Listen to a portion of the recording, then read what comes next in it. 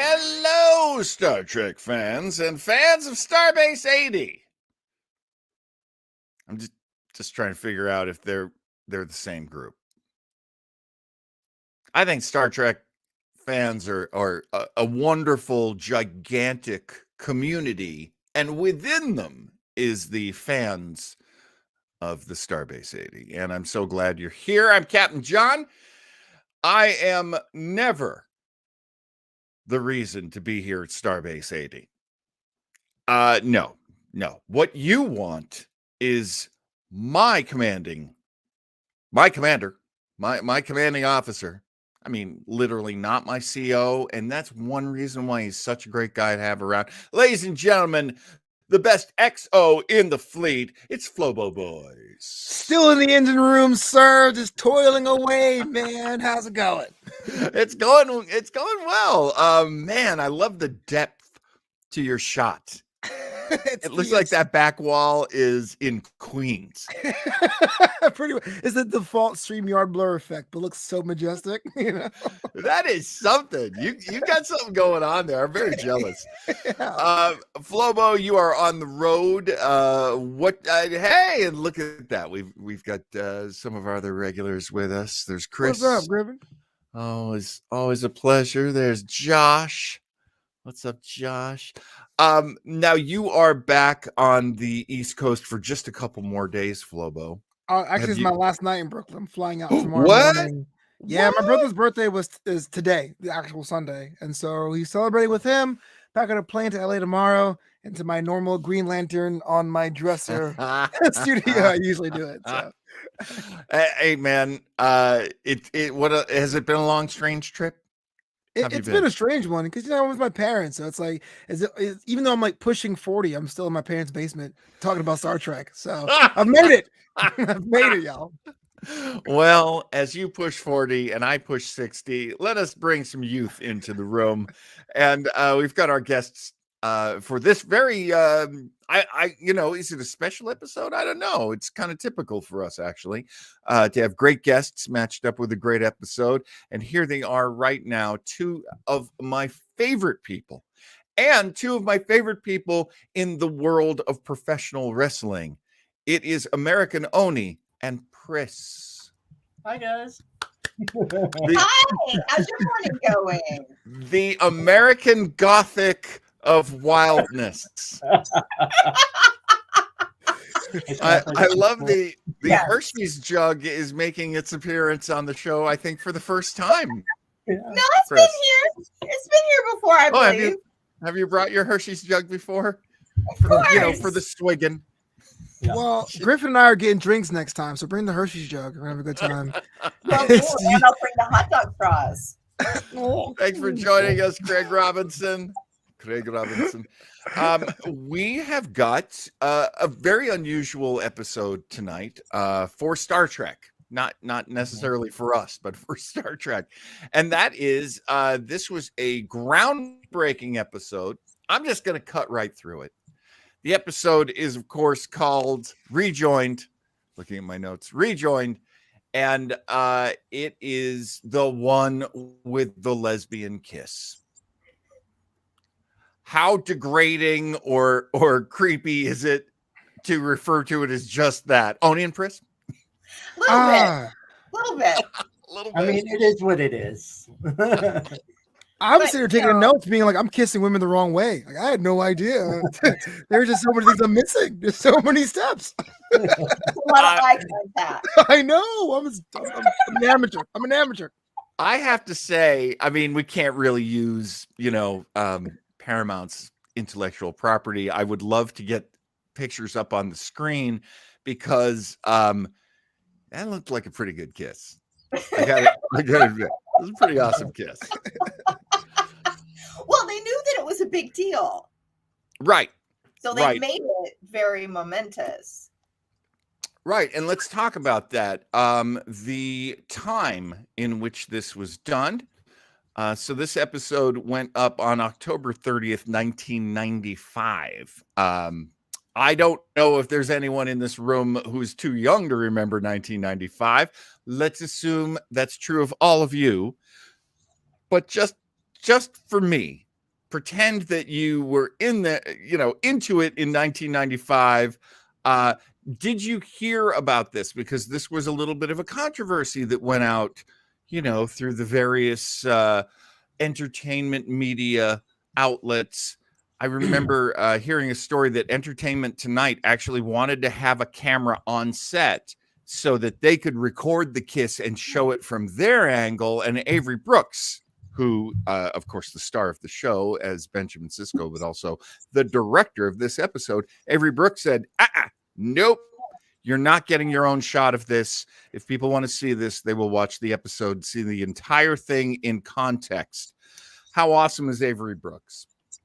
I've always loved Avery Brooks. He took it away from being a sensationalistic moment, which I'm not sure in what, like, if Ellen had her show and had that through line on her sitcom yet. I think that had already happened, yeah. But it was already kind of like out in the stratosphere. So yeah, I mean, good for him for allowing there to be a closed set. Yeah. So that it can be put forward in a more respectful way, we'll say. Right. Ellen came out April 30th, 1997. What? It was Wait a minute. I'm hugely wrong. And B, this was before that. That's awesome. That's really cool. I mean, it makes sense because they spent a whole lot of time trying to reestablish the fact, hey, these children are different, you see, because of past lives, and there's no way they could be gay because they're heterosexuals in past lives. It was a weird, big, explain away where I think Ellen was like, no, I'm gay. Deal with it. Yeah. I believe as a non-binary person, I've always felt that Jadzia, even more so than Isri, had the closest thing to non-binary energy that I'd ever seen on television before. And I mean, this is way before we had the vocabulary of non-binary or gender fluid. Right. Because Dax, she embodied both the masculine and feminine all the time. So, and they kind of pushed that even more a little bit with this episode. Mm-hmm. But, as a little queer baby, when this came out, I was probably 13. I think that's cool to I obviously the non-binary and gender fluid with New Trek is a little bit more obvious, and they're saying they them pronouns and all of that. Right. But back then, you get what you can get, especially in the queer community. I think also at that time, it was this shortly after Ellen, and then I think Xena. Yeah. Right. And in my life, my mom was the huge Star Trek fan.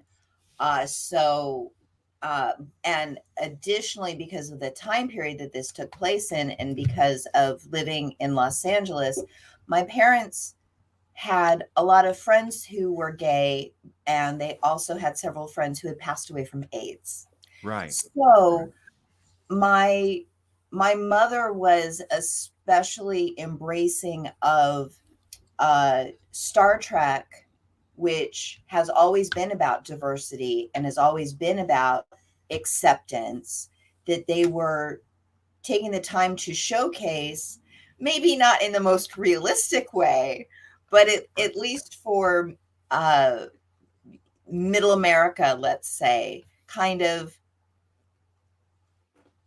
placing people in LGBT plus context in a positive light and not making them the boogeyman, not making them the other. So in that way, it was really important. And they coded a lot here. This was a time where coding happened, and the Trill has always been kind of coded with that, with gender. I always say gender awkwardness Like, interesting. So that awkwardness, that's the language of my people. What's up? That's something we can all bring to the table.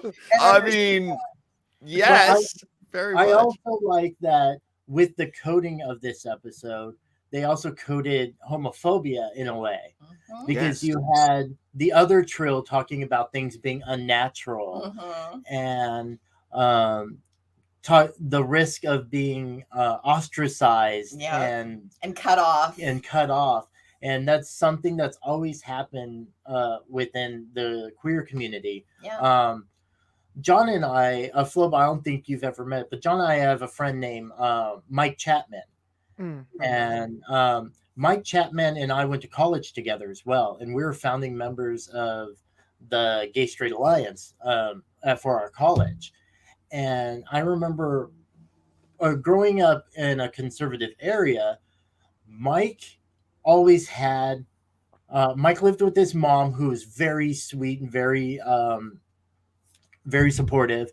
And Mike always had, like, I would say around 20, like this revolving door of like 20 young men who were sleeping on the floor at their house or whatever, because people were being cut off at that time from their families. Their families, like, no kid of mine, and like, and there was just a place for them to stay. So again, like Phobo says, it's like, it's kind of weird because they make it, they over explain it with the whole like, well, it's not gay because it's a past life thing or whatever. But like, I mean, this is a early to mid 90s, and representation wasn't really there for us. And it's kind of cool because I hope that a lot of cisgender heterosexual people got to see this and go, hey, oh, that's Teddy, everybody. That got to see this and go, oh, that happens to people, and like kind of get some understanding of what it's like to be an LGBTQ person, especially during that time. And definitely get to see what an ally is and does, because everybody, especially on DS9, they're very much afraid for Dax, as Dax is in this relationship, but almost to a person, they all say, why can't you? Why can't you do what you and this other person, Lanara Khan, Dr. Khan. Yeah, that gets me there. Why can't this work out? Why can't this happen? Let's start going a little bit through the procedural part of the show, where I take you through the episode very quickly, because Flobo, you've studied filmmaking, scripts. They let me graduate too. You believe that? Is this what were they thinking? Is this a full story? I mean, this is interesting. Usually on a Star Trek, we get an A plot, a B plot, and maybe a C plot, maybe a little something going on with some characters on the outside of that.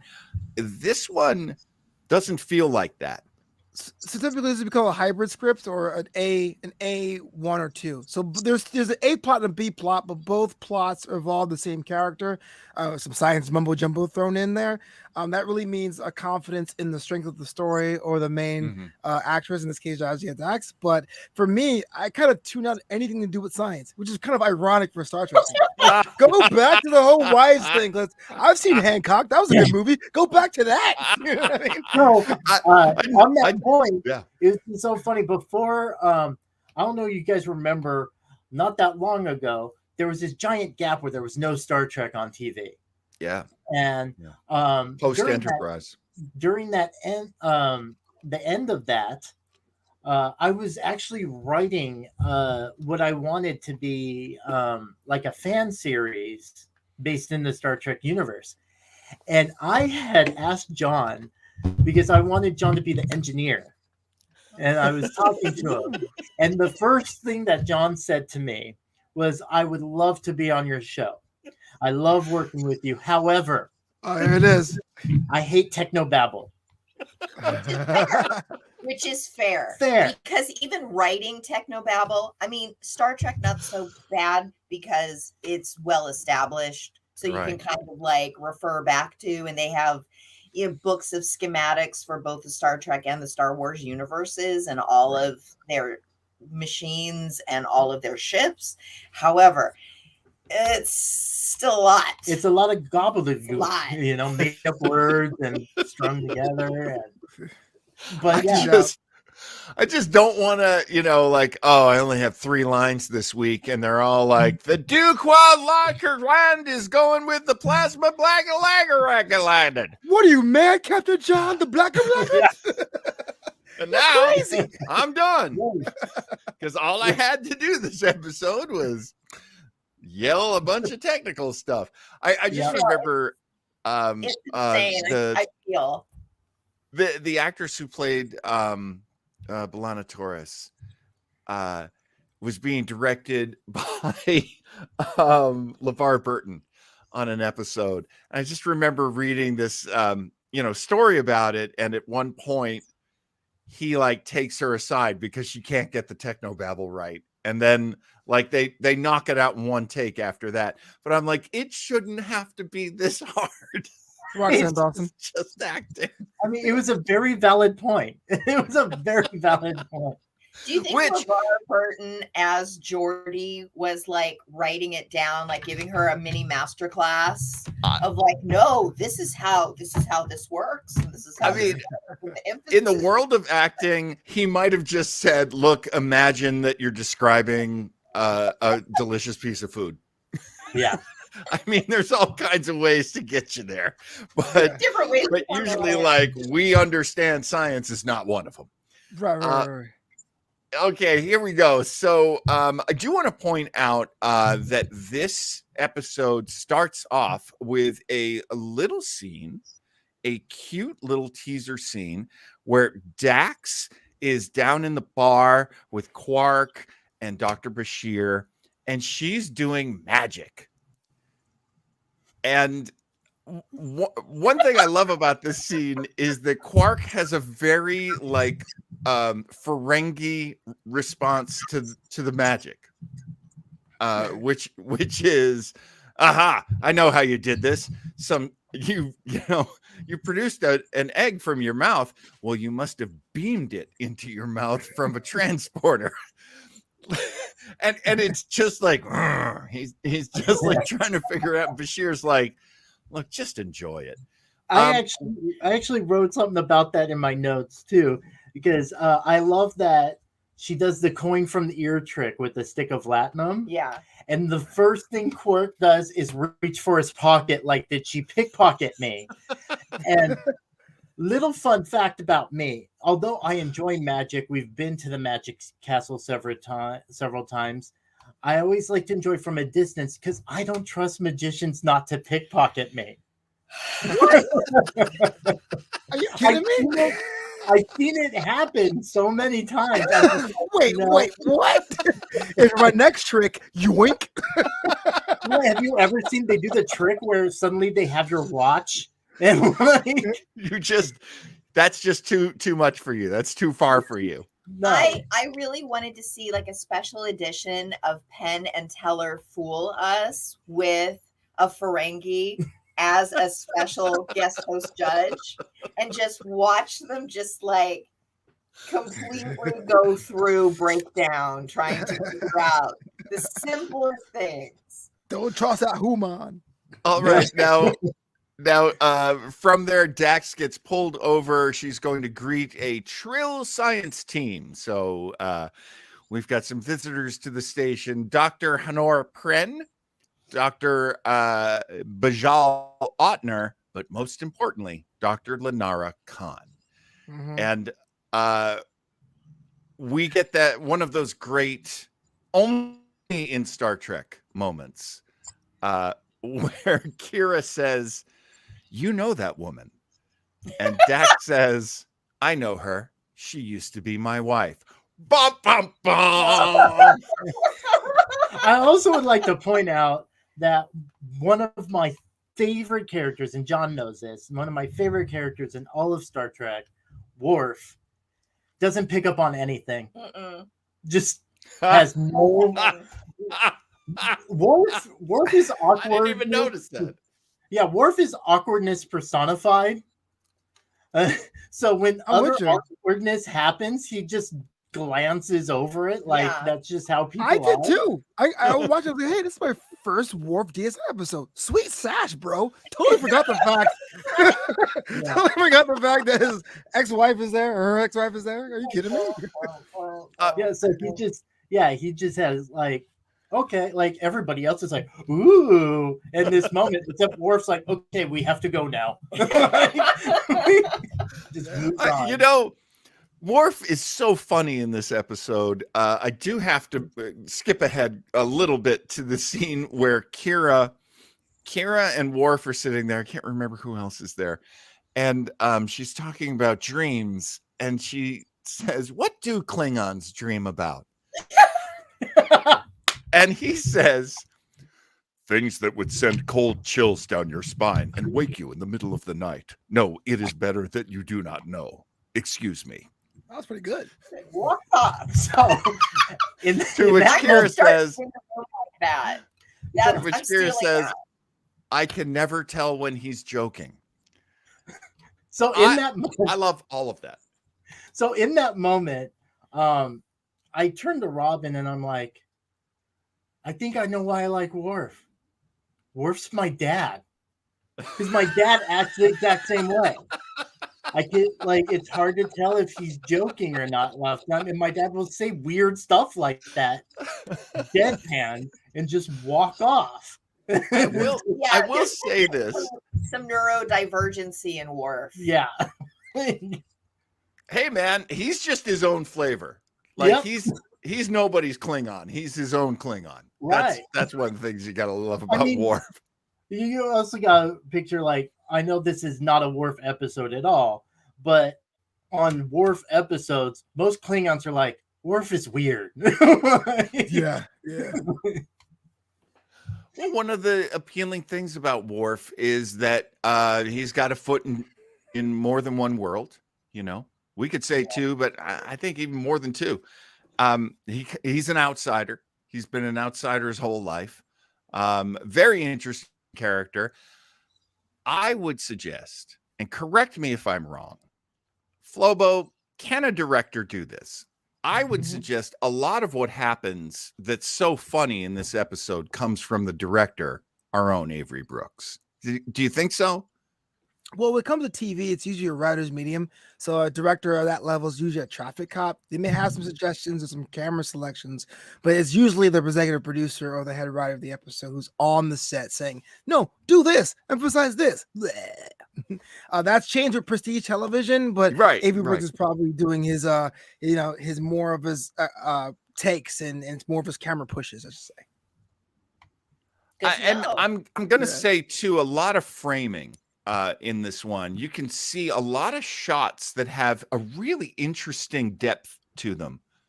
And a lot of times that's a director of photography who does that, but it's happening so often in this episode. I have to think that Sisko is probably saying to the director of photography, get me a shot. I want it to have this and this. And I also have to say, this is one of those episodes, one of those few episodes where there's so many people in it.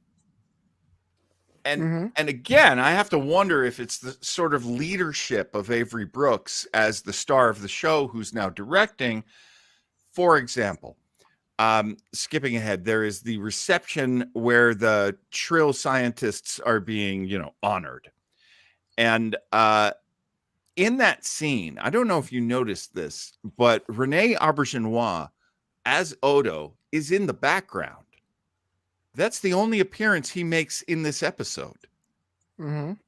Which means he sat in that makeup chair for the 3 hours or whatever it was to put on all that makeup so that he could do background extra work for this scene. Do you think he's doing that for just any director, or is he doing that for Avery Brooks? I think that's so much more. It's so much more because Renee came from a very, very storied stage and theater background. and he's LGBT plus. So he recognized the importance of that moment. And even though he could only play a very, very small part in it, he still wanted to be there in the periphery, showing support. So, I mean, it not only speaks to Odo as a character, but it speaks to Renee as the actor portraying the character. That's what I'm thinking. Well, never mind. I had a more practical reason, but we'll go with that. Oh, go with the practical. No, forget it. I want to ruin it. No, No, go for it. Yeah, go for she it. dropped the mic, baby. It's cool. No, I want to know your insight too. Sometimes when you have these are classic classic shows that have 23 episode seasons, sometimes you'll have days that are split. So you can say we're going to do episode 603 and 604 in the afternoon. So it would not be for naught because you have to pay that makeup person that day rate to make Odo. But I like Pris's answer way better. So it's cool. It could be a combination of both, though. It could be we split this on this day so you could be on this episode. Oh, yeah, pretty much. Yeah. No, it does make sense, too. Because this episode takes place completely on either the Defiant or DS9. So this was not a really expensive episode. Some of the special effects maybe, but they're using all sets that they already own. I love that. And I was also pointing this out to Chris that Dr. Bashir is very much, he's the prodigy. He's the baby of the crew. He's this young person, so he still has this like I like pretty girls angsty stuff, like, and in that same scene, you see everybody else pretending not to look, except here's Dr. Bashir with a drink, like look at the girl. So and that's very much something that I think they want us to share. I mean, we were talking about this before. If you make somebody an insider to being an ally, then they're really going to probably do a really good job at being an ally. You bring them in, you let them feel like they're on your team. And I think that person is going to work out for you really, really well. And that's what you can do with Star Trek fans. Yeah. The whole reason for this episode to exist is to kind of help everybody who feels like they're in the middle of this thing go to the side of, oh, this person is different from me, but they have the same feelings I have. They have the same vulnerabilities I have. And take away, as you were saying before, the othering. That's something that's really great about Star Trek. They recognize that othering is real, and they do everything they can to get rid of it. Yeah. Destroy it, take it away, replace it, whatever it takes. I'm sorry, that doesn't lead to a question for any of my guests. So I'm just going to pat myself on the back. Good job, Captain. Good job. Thank you for coming to my show. Okay, so the thing that we're trying to get away from is actually a huge taboo in Trill culture. And this is where you don't have to talk about same-sex love. You don't have to talk about homophobia because we already have our taboo, and that is reassociation. Right. Who wants to jump in and explain to the kids what reassociation is? So it's essentially because Trill have multiple hosts in them. It's essentially they are not allowed to reconnect with people who had an impactful contribution, association, or relationship to them. So because their job as a host is to expand on the experience of the symbiote. Correct. So that includes any family, friends, relationships, so that they can continue forward with their purpose. Is that and if I may, is this is Reassociate, baby. Mix it all in there. Hey. this doesn't sound too much to us like something to have a taboo about, but I think for them it would be brother marrying sister. Like it would be such a taboo from our culture that it would actually be that bad. So if your symbiont is just doing things the symbiont has always done, right, having relationships with people they've always had relationships with, it'd be like marrying your sister. You don't want to do that. Yeah, it's a bad idea, no matter where you live. But again, this is coding. So at that time, it was very taboo to have a same-sex relationship. Right. So this is all coding again. And it was very much like, well, because there's a lot of the talk of it's not natural. And, in the society will treat you different. How will this work?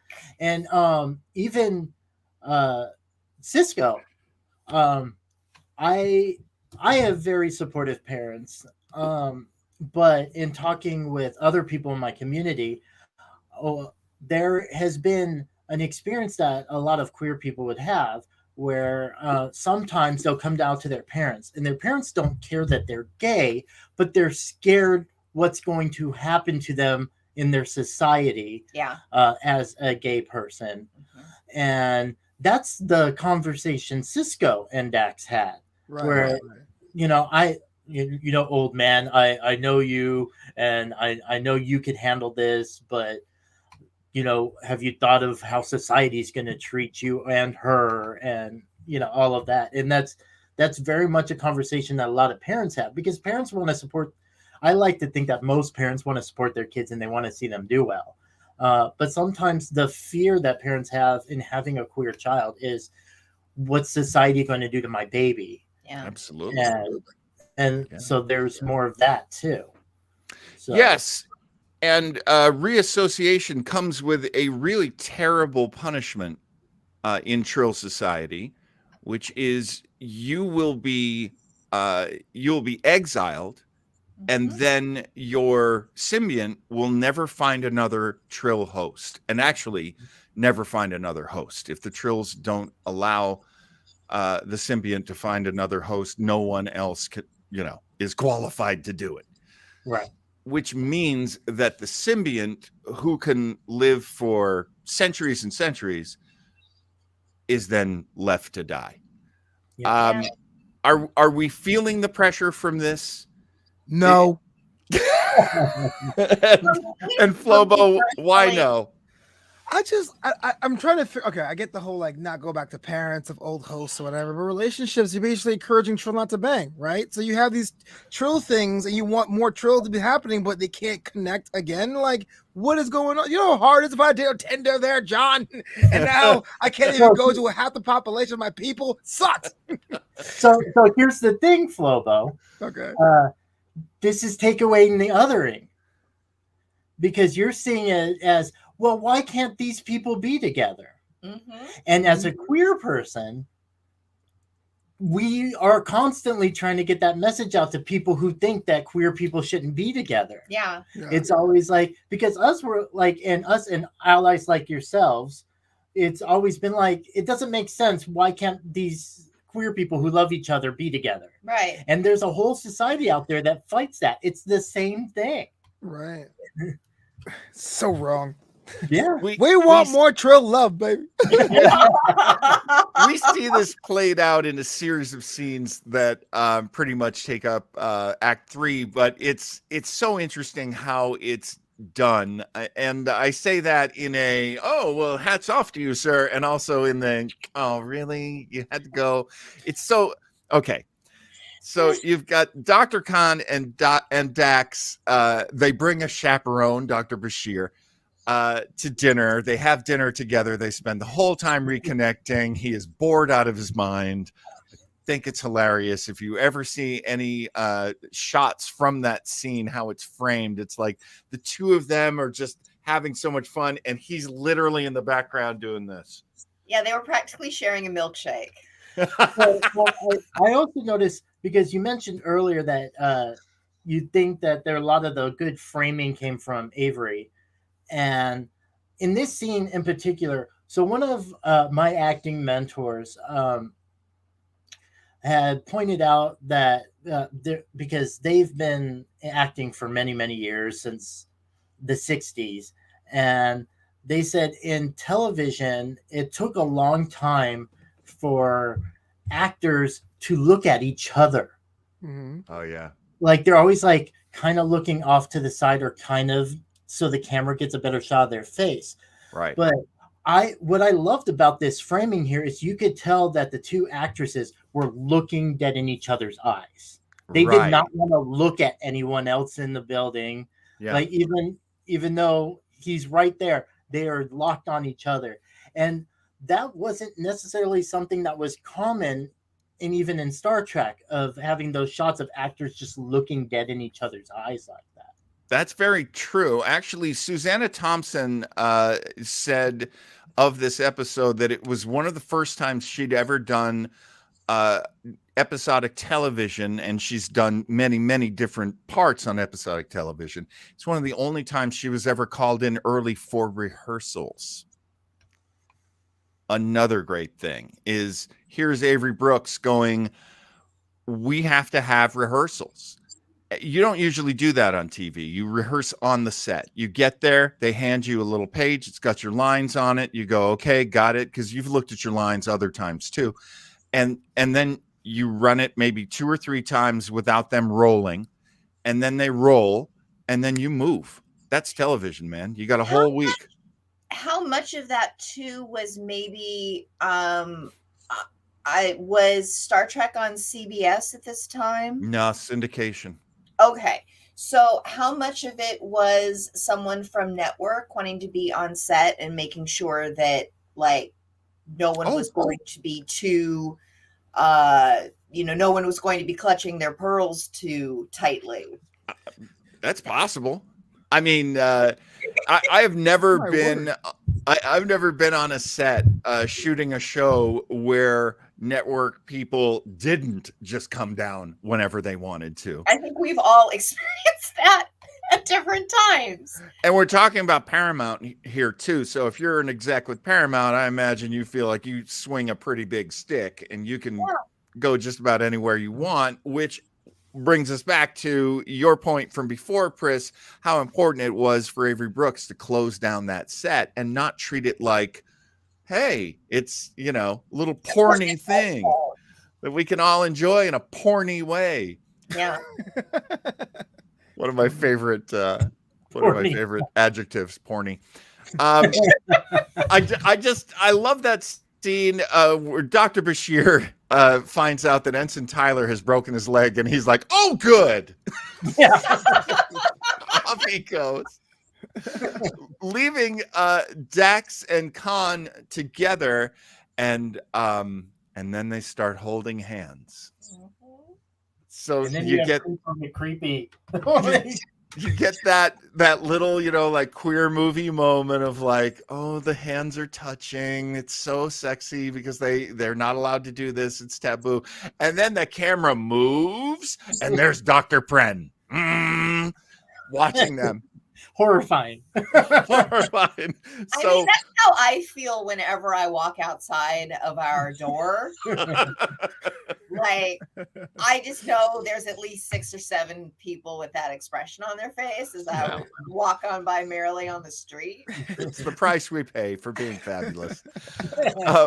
So there is a tough talking scene between Dr. Khan and her brother Otner, and unusual name Otner, and then he's like, okay, fine, if you say nothing's going on, then nothing's going on. So it's one of those scenes, but he does clearly love her. Yes, I have to say, he is a brother who loves his sister, not in a taboo way. Refreshing. Which leads Dr. Khan to go to Dax's quarters. This scene is the scene. So it starts off with Dax doing this exercising. The weirdest sit-ups I've ever seen. Okay, and at the first space. I thought she was like raising from a coffin. and like the space, like she's between like the narrowest space in her quarters between a coffee table and her couch or whatever. I mean, you want to talk about Avery Brooks creating so much space in his shots. Could he not have created a foot? Yeah. Hey, maybe it's inspired by Hollywood apartments, man. I live out here in LA. It sucks. That's all I got. That's all I got. Meanwhile, at Dax's studio apartment, it was the weirdest thing. It was weird because I'm sitting there going, is this actually in the script, or is this a case of the director going, shouldn't you be maybe like working out, wearing like comfortable clothes, maybe a little bit sweaty? Oh yeah. I mean, yeah, bow, a chicka bow bow. At least she's not coming out of a shower. Right. Yeah. No. I mean, that's funny, but that's also a good point because let's face it, like I just think Star Trek Motion Picture, V'ger has captured Ilya, and we don't know what happened to Ilya. Ilya returns in the shower. Yep. Yeah. And then we find out Ilya's not Ilya anymore. She's a robot. Yep. Swerve. In the shower. Robot shower. No, I don't. So skipping ahead, science bullcrap. Agreed. I mean, really, I tried putting notes down. I was like, I am wasting my goddamn time with this. Who cares? Wharf going, good job. Wharf doesn't understand a damn thing anybody's saying. Who cares? Hey man, Wharf is there to be the captain of the Defiant. I dig that. About Stovacor, and he's thinking about how to discipline Alexander. Okay, so all of the science stuff is not going that well, and then all of a sudden there's a big accident. This is the moment. Dr. Khan is probably going to have to die if Dax doesn't do something crazy to save her. And this is one of the weirdest stunts I have ever seen on the show. Yes. So there's a big plasma fire. They put a level 8 Barrier. force Like a field. bridge? Yeah. And she like walks very slowly down it, like Trump walking down a ramp. I ran. Gets to her, finds a little side room. They duck into the side room, and then they vent the room. That's how you get rid of the fire. So that was dangerous. I'll give them that. But at that moment in the tiny little vent, they go, well, we're just in love, and that's that. And they have a big, beautiful embrace in the tiny air vent. I wish that their moment of tenderness had not been preceded by such a comical stunt and comical special effects, because it very much undercut the moment that they were trying to create. I mean, they did almost die, so that means what it means. So that's good, So Well, and also, I mean, it ties into the story a little bit. They're being brought together by the potential of someone passing away, and they were taken away because Dax died in a shuttlecraft accident. Right. And so they have this like weird trauma connection now. Oh, that's a good point. Yeah. No, I hadn't thought of that, Jenny. That's a good point.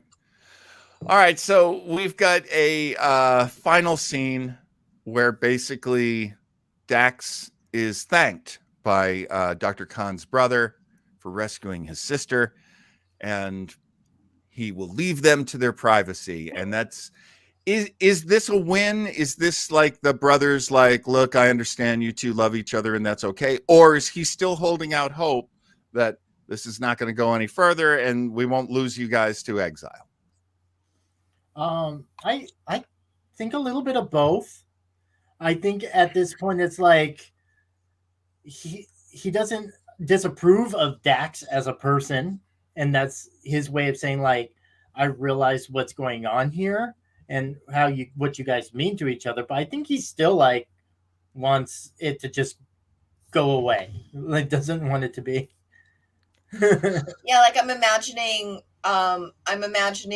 that yes, we can go out to dinner as couples, but probably shouldn't come to any family gatherings anytime soon. Right. Like I get that energy. Too real. Too real. That is very real. Science fact. Am I right? Now, I feel like was it just me, but there's a moment, and I'm very much paraphrasing here, where Dax says to Khan, if you get on that plane, it's over. And I'll understand. Yeah. But it'll still hurt. And I'm just sitting there going, this feels a lot like Casablanca. It was. There's also a lot of Victorian era women's literature that's sprinkled liberally throughout this. Wow. I wondered about that. Charlotte Bronte, yeah.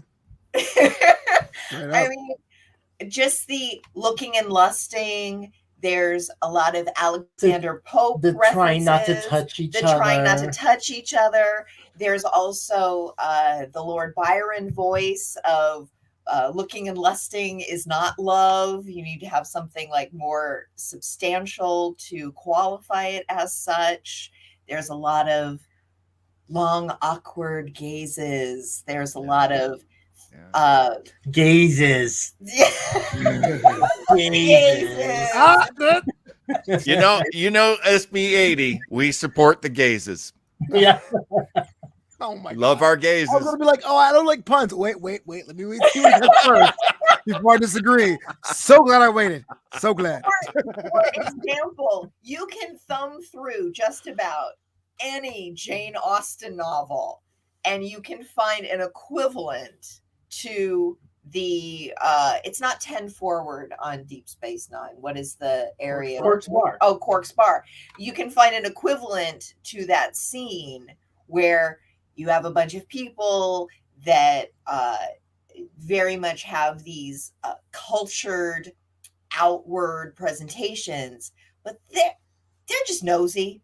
They're just nosy and hopeful, and they themselves have maybe never experienced love, so they don't even think that it's real. They don't understand that it's this wonderful, mystical, fragile thing that you have to make sure that you are constantly taken care of. So, yeah, it was very odd and dated. But I could also see it as a bridge between the accepted way of dealing with LGBT plus issues and characters onto how we were able to deal with LGBTQ plus characters even 2 years later with Ellen. Right. Mm-hmm. Right. Mm-hmm. And I'll throw this out too, because Flobo, you and I have been watching Discovery for a long time now, and Let's fly. The first time that you saw the very first male kiss in Star Trek was in Discovery between Stamets and Culber. Oh yeah. And do you remember how you felt when you saw that? Because I'm not even sure I remember how I felt. Well, it's kind of unfair because I was like, man, Stamets seems so uptight. Why would I have that as a boyfriend? But that's not the point you're trying to make. Yeah, it wasn't a big deal. That's very much the point I'm trying to make too, because you're putting yourself in his shoes. Yeah. No, and that's wonderful. Like that's the whole point. Like, here's the gay agenda, guys. We want to normalize. Oh, it's announcing itself. Yeah. Hooray! Yeah. Here's the thing. We want it to be normalized. We'd rather have you think, well, he's a stick in the mud instead of going, ew, he's a boy. We'd much rather have that. Yeah. I hear you. When Pete Buttigieg was running for president, one of the greatest things he ever said was, I hope anyone who's against gay marriage will look at my marriage and see how boring we are. USA. Accurate. Yeah. How normal, how entirely normal and boring a relationship is, no matter who's in it, because it's a relationship. It's about love. It's not about meeting the standards of society. And really, that's very much coming back to this episode. That's very much what they were trying to do. They were trying to show you this love versus society, and to get you to understand that's not necessarily your fight. That's society's fight. Yeah. It's like, good thing we're as savage as those trills. Am I right, humans? I mean, I have to say, wrapping things up on this episode, I have to say I'm really glad I saw it again. I remember the first time I watched it, I just thought it was so boring. Fair. And I wonder, in that sense, how good a Trek episode is it? Do you put it top 10, top 20, top 50, top 100? Where would you put it? Let's start with you, Flobo. Whew, definitely middle of the road, man. He had some cool character moments, and a lot of the regular players weren't there. My notes literally say, I wonder what Jake is up to, which couldn't happen in an episode. But it is a cool moment for Jazzy Attack, so I can't say it was a bad show for sure. Yeah. Oni and Pris, where do you put it in the over? And this is personal, just your personal feeling. Where do you put it in your top, 400? Well, I think everyone knows Deep Space Nine is not my favorite series of the Star Trek franchise. I've made no secret of that. However, it was very impactful as a kid, and I think it was even impactful for my parents to see it. So purely for sentimentality's sake, I would definitely put it in my top 5. No, my top 10. I'll put it in my top 10. Yeah. How about you, Oni? Okay, so I'm kind of the opposite with Pris here. Deep Space Nine is my favorite by far. John knows this, but I'd also have to, and it's kind of, I'm looking at it from two angles. As a lifelong Trekker, I'm like, it's kind of a boring episode, and it gets heavy-handed and stuff. As a queer person, great for the culture. Right on, man. Right on. But at the same time, because if I was gonna take the personal aspect out of it, I would say maybe in the top 50. I feel more middle ground with it because the pacing is kind of there, and you, as anybody who's been in any type of Facebook Star Trek group, you know that although there's a lot of good intentions in the Star Trek fandom, sometimes the attention span isn't quite there. Right. Right. Yeah. Okay. So for this episode, Flobo, do you have any leftover notes on your notepad? Oh yeah. Wow. Kira is so adorable. And that scene with Jazza have the upside down communicator. Oh my gosh, he's so out of sorts. That is so hilarious. Not only that, but doesn't Captain Sisko turn it over, which means he puts his hand on her boob. Yes, right. Wait, canceling him now too? What's going on? He does it in close up. Yeah. It's. I think it was still. It was borderline. But yeah.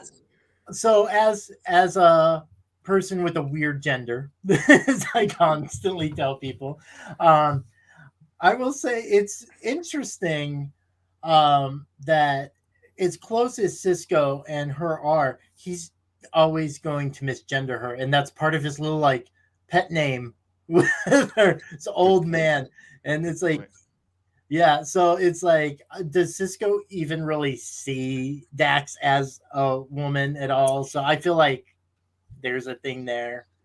It's funny. It goes back and forth. It does because when they're in Trials and Tribulations, which we did a couple of weeks back, she's just so lustful. Oh, And she's wearing her short little skirt and everything. And the whole time he's not uncomfortable with any of it. He's just like, oh, there's Dax. Dax being Dax. Yeah. Dax wants to jump in the sack with Mr. Spock. That's Dax. I just love that. That's like such a good friendship. Shoot, I had a. I mean, it's no joke. It's similar to you and I. Yeah. If you think about it. Yeah. Like, you've always been very accepting of my gender and sexuality. And it's always been like, well, that's Oni. Like, it's always been that way. Yeah. And, and there's been many times where I'm getting ready to go out to the ring and my gear's a little askew and you just walk over and fix it. You've done that many times. Which is so funny because I do that to you. I do not do that to Pris. But that's just like knowing your friends and knowing their borders, Yeah. But yeah, I hear that. Flobo, what else you got in your notes? I always pop when I see a Hesperot sighting. I'm totally a fat boy. Hey, Hesperot, what? Dr. Bashir is owed 2 for showing up at that dinner, but I really want to know what happened to Ensign Tyler. Is his leg still broken? We have no idea, no closure whatsoever. I like the fact Khan says she's going to go into this with eyes wide open. Shout out to Darmok at Tanagra. And why is Cisco so angry with his friendly advice? He's like, hey, stop doing stuff and being taboo. I'm like, bro, she's asking you for your advice, man. What's going on? And last time, what's really the cure for love? Shouting matches. You get one. And that kiss had Jadzia holding onto the wall, so it was dope, right? It was good stuff. Jeez. I mean, that's the thing. If anything, we got the power of the kiss thrown out to us on this show. And I also, when I was writing our little description for this episode too, I was like, hey, Star Trek has really made some significant kiss-tory. I see what you did. Don't pun me. I swear, do not pun me. Captain, in the break. All right. Well, I think that does it. Have to lose a pip. I think that does it for this episode. We have got to know what's going on with Oni and Pris as we're ending 2021, entering 2022. In the world of wrestling, are we going to see more Oni and Pris? 2022 definitely, as things get safer. Pris, although we're boosted and all that taken out, Pris is still immune compromised. We have to keep it safe. Meanwhile, Pris is still doing her skate against hate every Saturday on TikTok and Twitch, which is a fundraiser for 3 Black Lives Matters charities, and that is it's beam.org, which is to bring awareness to Black mental health and to have assistance. #lunchbag, which provides prepared meals internationally, and National Bailout. And the 3rd episode of our podcast just came out. Our podcast is called Have You Seen My Childhood, where I show Pris fun things from my childhood that she didn't get to experience. And our last episode was Encino Man's. So, wow. Yeah. Wait, you haven't experienced Encino Man? That's like a cultural treasure. It turned into Independence, Pauly Shore movies, or just. I totally get it because I haven't seen it. What?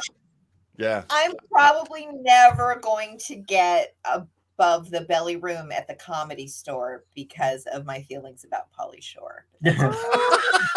And I told Chris that if any cast member from this show would listen to this small podcast, it probably would be Pauly Shore. It might be. Oh, man, Biodome.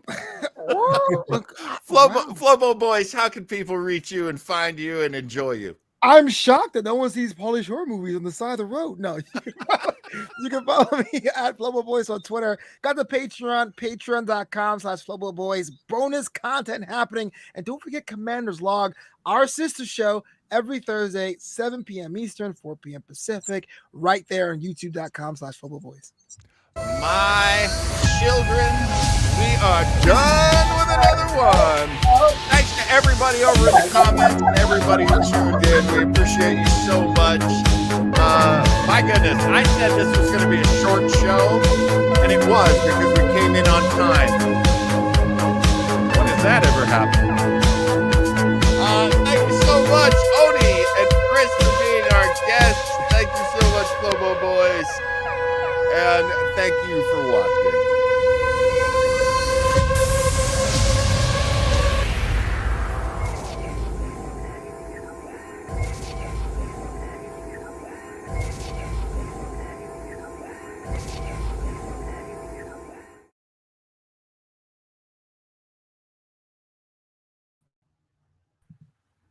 Oh, doggy.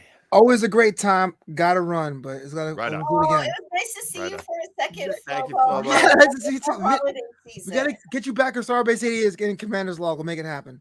I Oh, love Oh, that. yeah. Safe traveling. Live Right long and on. prosper. All right. Thank you, Flobo.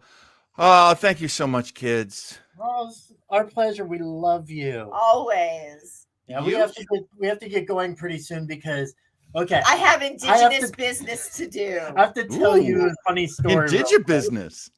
Okay, so Robin started powwow dancing this week. Oh, cool. Yeah, love it. Over so, at the Autry. It's a whole thing. so Love it. in her culture, animals gift themselves. And It- we use a lot of animals in our regalia and just in our normal, like, everyday life. It's very much about honor and ecology Mhm. and respect. Yeah. So I come home from stunt training yesterday, and I get out of the car, and you've been on our street. Yeah. It's like 4 lanes. Yeah. So the furthest lane from us, I look over, and there's a hawk that's dead on the road. Oh, no.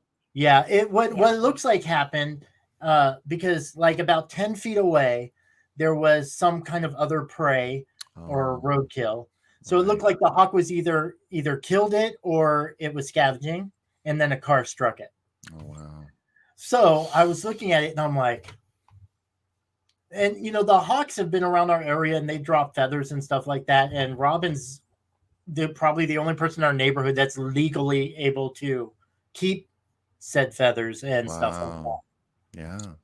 And so I was like, I don't think I think that's could we waste this? Like, can I let animal control come and take this? And just incinerate it or And whatever. So I told Chris about it.